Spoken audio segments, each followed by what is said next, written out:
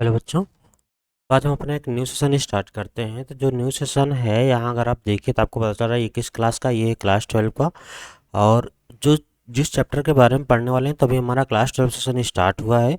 तो सबसे पहला ही हमारा जो चैप्टर है उसका नाम क्या है, जीव में जनन। मीन्स जीव जनन कैसे करते हैं। तो ये आपको मिलेगा किस पे, जो हमारा चैनल है बायोलॉजी क्लासेस @BIOS। तो इसमें आज का जो हमारा फर्स्ट वीडियो होगा, इस फर्स्ट वीडियो में हम 3 टॉपिक को पढ़ेंगे।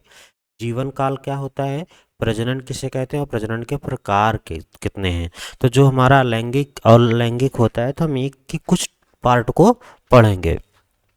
तो सबसे पहले हम क्या करते हैं, इसी को स्टार्ट करते हैं। सबसे पहला हमारा जो टॉपिक है, हाँ, तो इसमें हमने क्या किया है, जो भी कंटेंट लिया है दोनों मीडियम में, इंग्लिश और हिंदी दोनों में है। ठीक, तो चाहे आप इसे नोट्स के रूप में ले सकते हो या जैसे भी करना चाहे। तो सबसे पहला हमारा क्या है, लाइफ स्पान, मतलब जिसे हम कहते हैं जीवन अवधि, या कहीं कहीं ये भी लिखा मिला है कि इसे हम क्या कहते हैं, जीवन काल। तो जीवन काल में ये कहा गया है कि जैसे कोई भी जीव जंतु है वो उसकी जन्म से लेकर प्राकृतिक मृत्यु तक। प्राकृतिक मृत्यु कहने का मतलब क्या है कि उसकी नेचुरल डेथ हो। ऐसा नहीं है कि पता लगा कि उसके बीच में एक्सीडेंट हो गया, जहर खा के मर गया या किसी ने मार दिया, तो प्राकृतिक मृत्यु नहीं होती है, तो उसे जीवन काल में नहीं माना जाएगा। मीन्स जो एक जन्म ले, जन्म के बाद जो उसकी प्राकृतिक अवधि का जो समय है या जो काल है उसी को हम क्या कहते हैं, जीवन काल। मीन जन्म से लेकर प्राकृतिक मृत्यु तक के समय को हम क्या कहते हैं, जीवन काल या जीवन अवधि।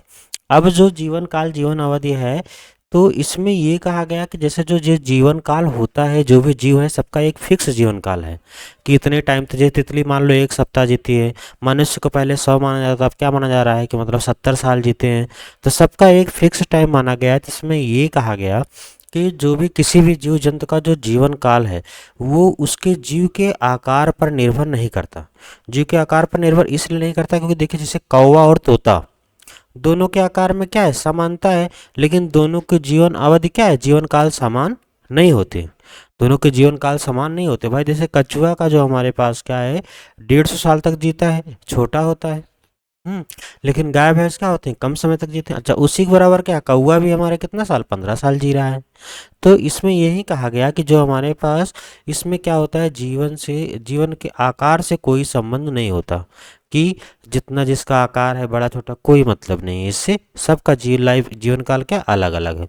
अब जब जीवन काल हो गया तो जीवन काल में सबसे पहले आया हमारे पास आखिर प्रजनन क्या होता है। पूछा जाता है कि प्रजनन किसे कहते हैं, जनन किसे कहते हैं।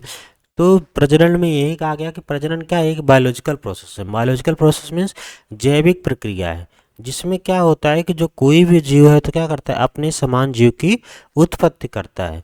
अपने समान जीव में जैसे ह्यूमन है, मनुष्य है तो क्या करेगा, मनुष्य की उत्पत्ति करेगा।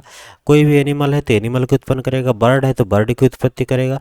तो जो जिस टाइप का जीव है वो उसी तरह के जीव को क्या करेगा, उत्पत्ति करेगा। अच्छा, सबसे बड़ी बात यह पूछा जाता है कि आखिर प्रजनन आवश्यक क्यों है। प्रजनन इसलिए आवश्यक है क्योंकि अगर प्रजनन नहीं होगा तो एक टाइम के बाद हमारी जो पीढ़ियां हैं, जो भी जीव हैं, सभी जीव की पीढ़ियां क्या हो जाएंगी, समाप्त हो जाएंगे।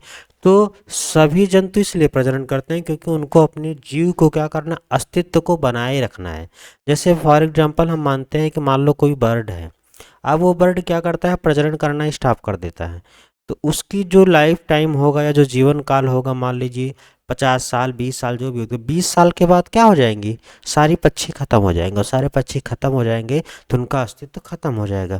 तो प्रजनन इसलिए आवश्यक है क्योंकि अपने आप अपना अस्तित्व क्या करना है, बना के रखना है। इसीलिए कहा गया कि प्रजनन पीढ़ी दर पीढ़ी प्रजातियों की निरंतरता, निरंतरता मीन्स क्या करता है, सक्षम बनाता है।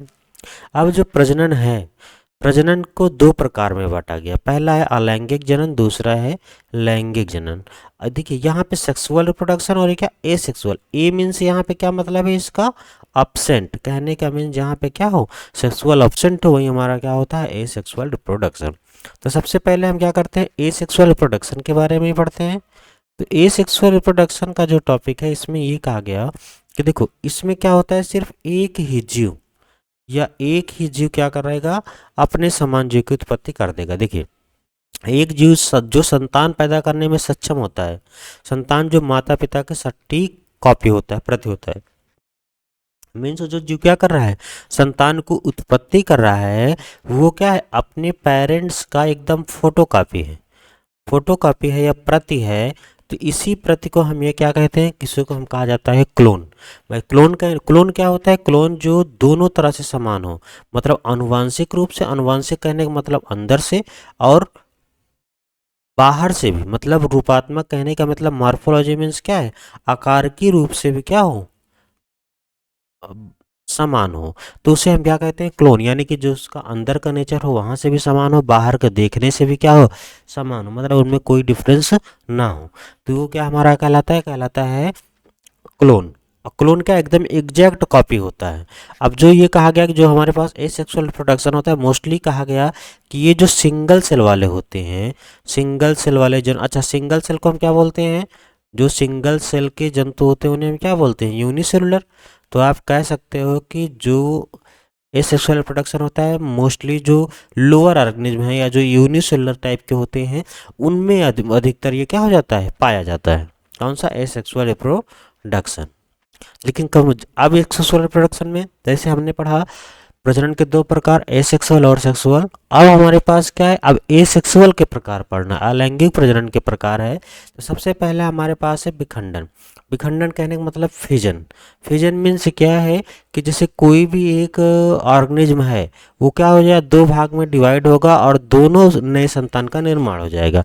जैसे मान लो ये हमारे पास कोई एक पेरेंट सेल है, अब इसी को हमने क्या किया, ब्रेक कर दिया, ये किसी कारण से क्या हो गया, ब्रेक हो गया। और जब ये ब्रेक हो जाएगा तो क्या करेगा, एक दो न्यू ऑर्गेनिम्स का निर्माण कर देगा।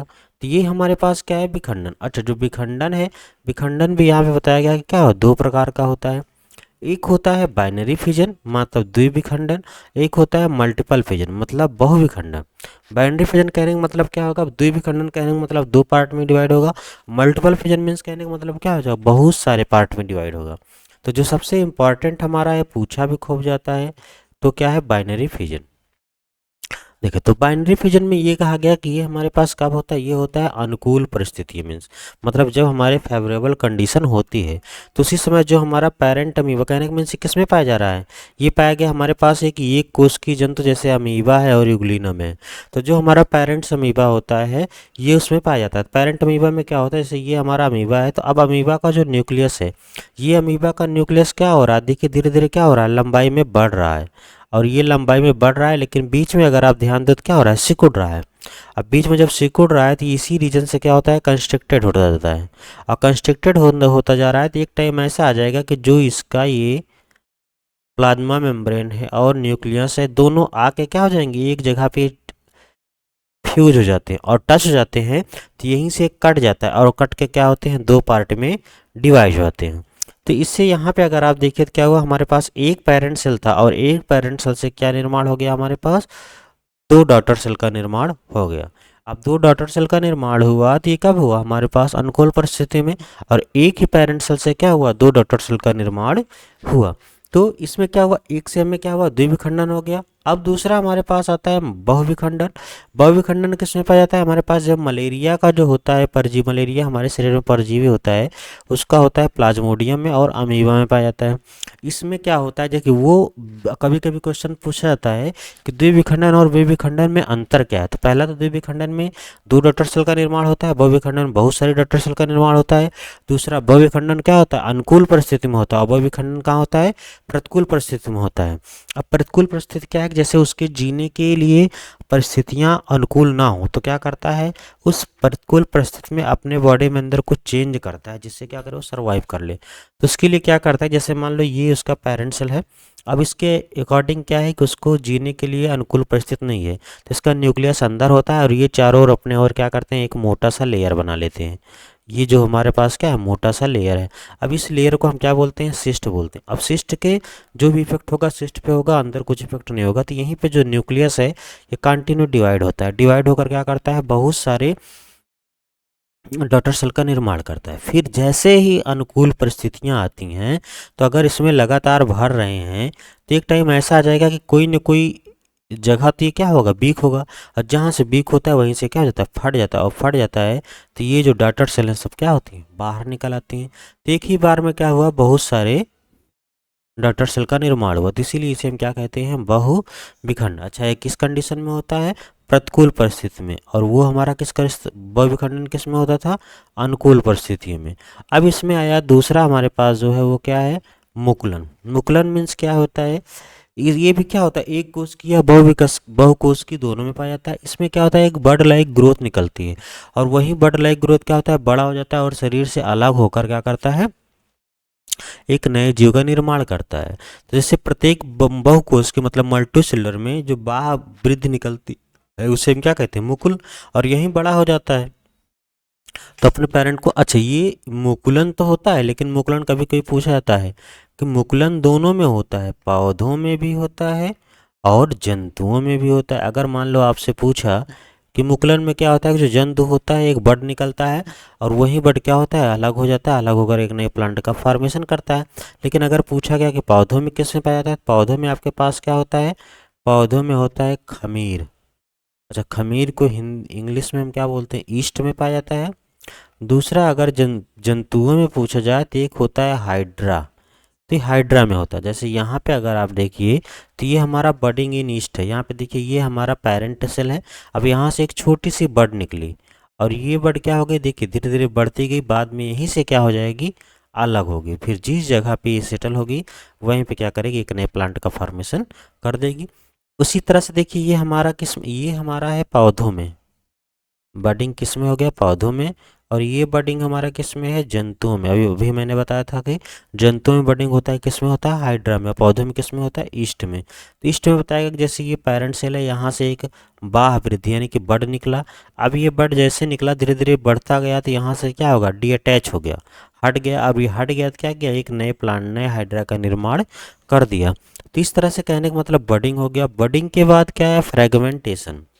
फ्रेगमेंटेशन में ये है कि जिसमें जो पैतृक शरीर होता है क्या होता है, कई खंडों में टूटता है, और जितने खंडों में टूटता है उससे उतने ही जीव का निर्माण होता है। जैसे यहाँ पे क्या है हमारे पास, फ्लैटवर्म। फ्लैटवर्म मतलब ऐसे एक संरचना होती है, अगर ये ऐसे ऐसे मतलब चपटा क्रीम, और जितने पार्ट में कट होगा उतने नए प्लांट का निर्माण हो जाएगा। अब इसके बाद आया जूस्पोर, चल बीजाणु। चल बीजाणु मीन्स क्या होता है, ये पाए जाते हैं कवक और शैवाल में। चल बीजाणु इसलिए इनको नाम दिया गया है क्योंकि ये बीजाणु होते हैं, इनके ऊपर क्या होता है, एक फ्लैजला प्रेजेंट होता है। फ्लैजला किसी में 2 होते हैं, किसी में 4 होते हैं। तो अधिकतर जी यहाँ पे जैसे हमने बनाया था 2 हैं, तो फ्लैजला प्रेजेंट होते हैं, और ये फ्लैजला के प्रेजेंट के कारण ये क्या करते हैं, मूवमेंट करते हैं। अब मूवमेंट करते हैं तो इसमें क्या होता है कि ये किसकी तरह भी करते हैं, गैमीट की तरह, जिससे क्या होता है कि दोनों आपस में आके फ्यूज होते हैं और एक नए जायगोट का निर्माण कर देते हैं। तो ये हमारा किस में पाया जाता है, क्लेमाइडोमोनास में। अच्छा, क्लेमाइडोमोनास क्या है, एक शैवाल है, जिसे हम क्या कहते हैं, एल्गी, मतलब शैवाल है। दूसरा हमारे पास है कोनिडिया। कोनिडिया किस में पाया जाता है, ये पाया जाता है हमारा कवक में। कवक को हिंदी इंग्लिश में हम क्या बोलते हैं, फंगी में। देखो ये हमारे पास चल बीजाणु था, क्यों, क्योंकि इसके पास क्या है, फ्लैजला था। लेकिन हमारे पास जो ये है कोनिडिया, कोनिडिया अचल बीजाणु, क्यों, क्योंकि इसके पास फ्लैजला नहीं है। हाँ, जो कोनिडिया है, ये जो सीक्वेंस बना हुआ है इसी को हम क्या कहते हैं, कोनिडियोफोर। क्या बोलते हैं, कोनिडियोफोर। कोनिडियोफोर से क्या होते हैं, कोनिडिया जुड़ी होती हैं एक शाखा पर, और ये कैसे होती हैं, एक जो मतलब बाहरी रूप से क्या होती हैं, जैसे सीक्वेंस में लगे हुए थे, बाहर से इंस्टीट्यूट क्या हो जाएंगी, बाहर निकल जाएंगी, और जहाँ इनको फेवरेबल कंडीशन होगा वहीं क्या करेंगे, नए प्लांट का फॉर्मेशन करेंगे। तो ये हमारे पास क्या था आज, ये सेक्सुअल रिप्रोडक्शन। और हमारा जो ये नेक्स्ट टॉपिक होगा वेजिटेटिव रिप्रोडक्शन, हम क्या करेंगे, इसको नेक्स्ट डे स्टार्ट करेंगे, फिर इसके बाद हमारा होगा सेक्सुअल रिप्रोडक्शन। तो उम्मीद है कि ये वाला टॉपिक आज आपको समझ में आया होगा। तो हम नेक्स्ट क्लास में मिलते हैं नेक्स्ट टॉपिक के साथ। Thank you.